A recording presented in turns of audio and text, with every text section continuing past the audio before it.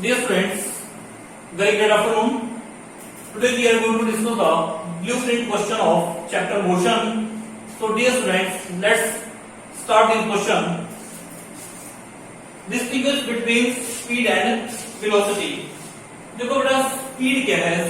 Speed is defined as distance per unit time and velocity is defined as displacement per unit time. Speed आपकी कैसी quantity है? Speed is a scalar quantity. Velocity आपकी कैसी quantity है? Velocity is a vector quantity. Speed of a body always positive. एक velocity आपकी क्या है? Velocity of a body can be positive or negative. So dear friends, these are some point of differences. Let's start. What is speed? Speed of a body is the distance traveled by it per unit time. Speed क्या है? Speed of a body is the distance traveled by it per unit time. Speed is a scalar physical quantity. कैसी quantity है? Speed scalar physical quantity. Velocity of a body is the displacement of body per unit time. और velocity कैसी quantity है? Velocity is a vector physical quantity. Speed of a body is always positive. Speed आपकी कैसे होती है? हमेशा positive. Velocity of a body may be positive, negative or zero. Speed tells nothing about the direction of motion of body. Speed जो है कभी भी जो डायरेक्शन है उसके बारे में नहीं बताएगी. डायरेक्शन के बारे में आइडिया कौन देगा? Velocity. Velocity tells about the direction of motion of body. Speed of any body is always equal to or greater than the velocity of the body. जो स्पीड है बॉडी की या तो वो वेलोसिटी के इक्वल होगी या उससे ज्यादा होगी, कम कभी नहीं होगी. ऐसे ही velocity of any body is equal to और less than the speed of the body. ऐसे ही वेलोसिटी जो है या तो वो स्पीड के इक्वल होगी या स्पीड से कम होगी, ज्यादा कभी भी नहीं हो सकती है. क्लियर है? तो dear students, these are some point of difference between the speed and velocity. Let us see the next question.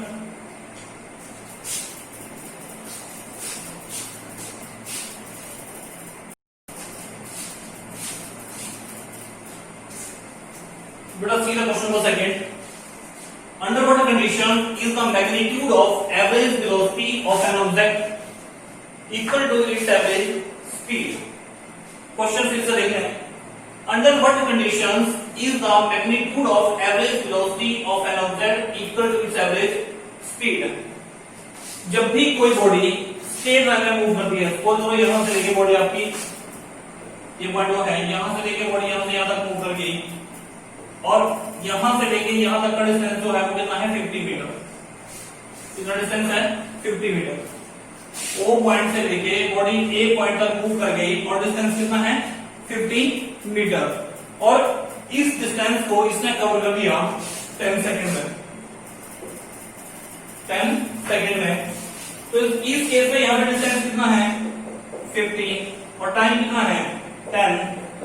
तो स्पीड कितनी आ गई? 5 मीटर पर सेकेंड. क्योंकि स्पीड क्या होती है? Distance upon time. डिस्टेंस कितना बेटे? 50 मीटर. टाइम कितना है? 10 सेकेंड. तो बनेगा 5 मीटर पर सेकेंड. तो आपकी जो स्पीड आ जाएगी वो कितनी आ जाएगी? 5 मीटर पर सेकेंड. अगर डिस्प्लेसमेंट की बात करूं मैं यहां से इसी पॉइंट से डिस्प्लेसमेंट की बात करूं तो डिस्प्लेसमेंट भी आपकी कितनी है? 50. डिस्प्लेसमेंट भी आपकी कितनी है? 50. टाइम कितना है? 10.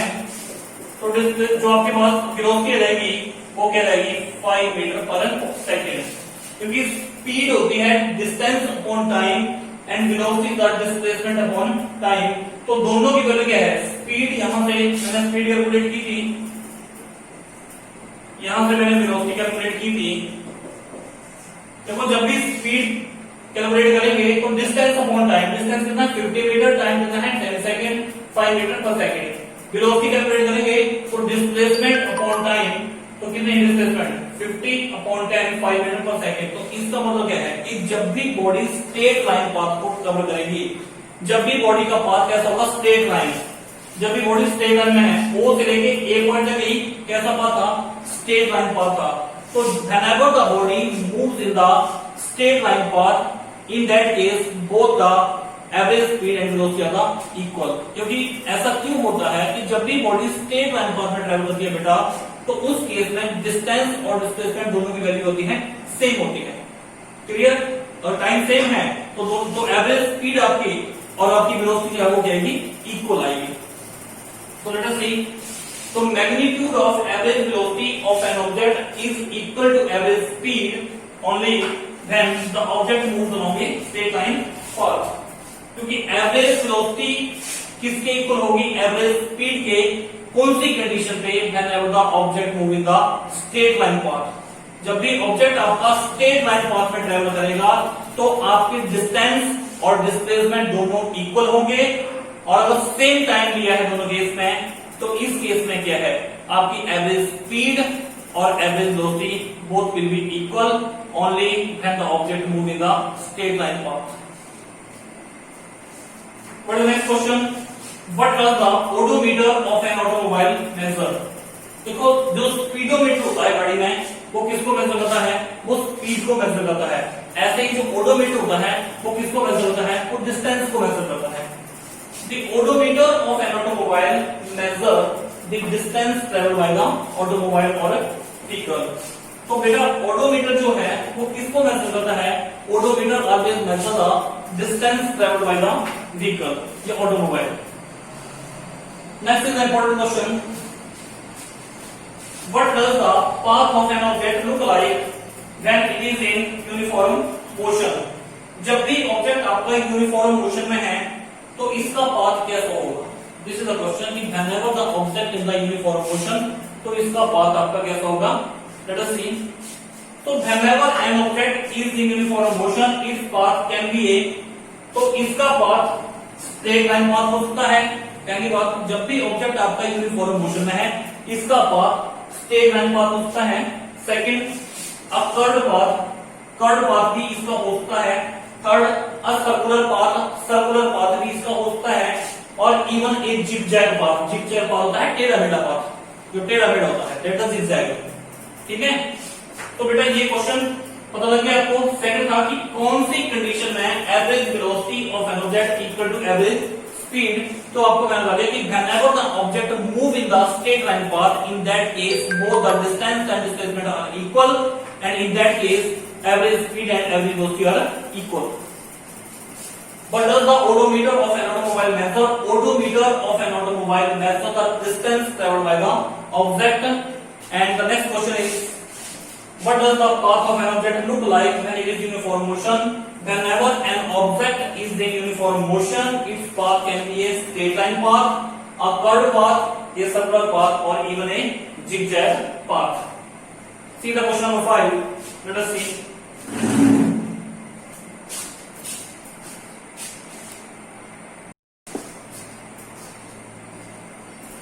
See the next question today. During an experiment, a signal from a spaceship reached the ground station in 5 minutes. What was the distance of spaceship from the ground station?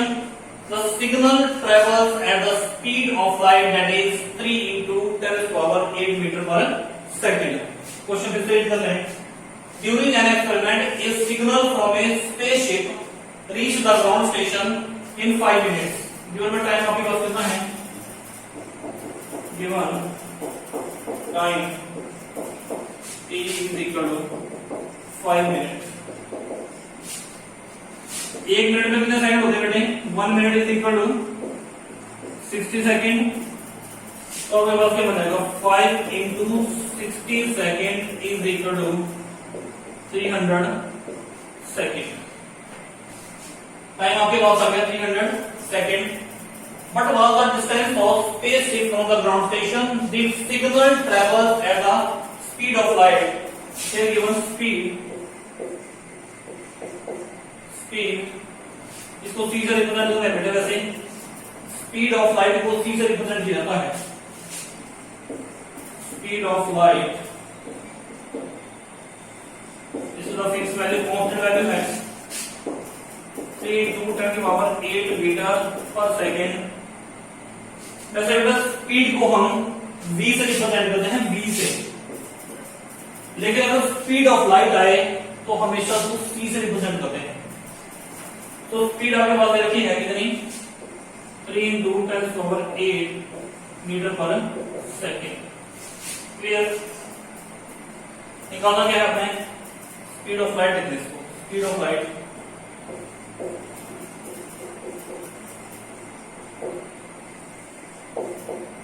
You have to find out the distance s लिख दे इसके लिए ये इसकी value आपको find out करनी है। Clear? Okay as we know that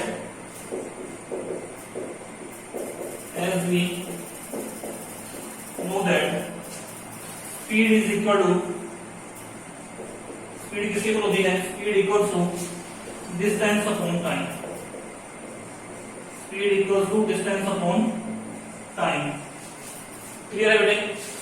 speed के लिए तो यहां से डिस्टेंस के बजाय अगर डिस्टेंस आपके पास तो डिस्टेंस इक्वल्स टू क्या बन जाएगा speed into time speed into time distance s speed c और टाइम टी क्योंकि डिस्टेंस के लिए क्या सिंबल था एस स्पीड के लिए सी टाइम के लिए T S is equal to C into T तो एस सी की वैल्यू कितनी बेटे 3 into 10⁸ 8 metre per second. Time कितना है आपके पास 300 सेकंड क्योंकि 5 मिनट है 1 मिनट में कितने सेकंड होते हैं 60 तो 5 मिनट 5 × 60 300 सेकंड। तो आपके पास distance is equal to speed of light into time कितना है आपके पास 300 सेकंड इनटू 300 तो आपके पास कितना आएगा 3 × 300 इंटू 10⁸ ये आपके पास आ गया 900 इंटू 10⁸।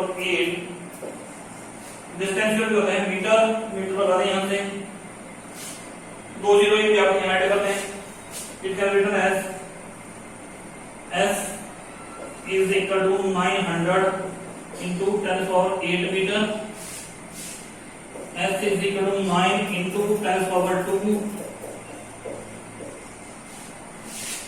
इसको यदि मैं 9 इंटू 10⁸ एक जैसे बेस से मल्टीप्लाई करते हैं पावर आपकी ऐड हो जाती है एक जैसे बेस से मल्टीप्लाई करें पावर ऐड हो जाती है पावर यहाँ 2 है यहाँ 8 है ऐड हो जाएंगी तो s is equal to 9 into 10⁸ metre. तो डिस्टेंस कितना गया क्वेश्चन था यानी what was the distance of space from the ground station. तो distance of space from ground station तो बेटा ये डिस्टेंस आपने कैलकुलेट किया कितना गया s is equal to 9 into 10⁸ metre. तो from here distance of spaceship from the ground station is कितना है s is equal to 9 into 10⁸ metre. Clear? तो डियर स्टूडेंट्स आई होप ये क्वेश्चन बेटा आपको समझ आ गया होगा। जितने भी क्वेश्चन इसमें हमने आज के लेक्चर में हमने 5 क्वेश्चन डिस्कस किए। फर्स्ट क्वेश्चन हमने स्टडी किया स्पीड एंड वेलोसिटी का ठीक है। उसके बाद हमने सेकंड क्वेश्चन स्टडी किया under what conditions is the magnitude of average velocity of an object equal to average speed. Third हमने स्टडी किया what does the odometer of an automobile measure. Next हमने किया what does the path of an object look like whenever it is in the uniform motion. And fifth question we have discussed this. So dear students I hope जो question हमने यहाँ पे study किए वो आपको अच्छे से समझ आ गए होंगे। Okay dear students thank you have a nice day.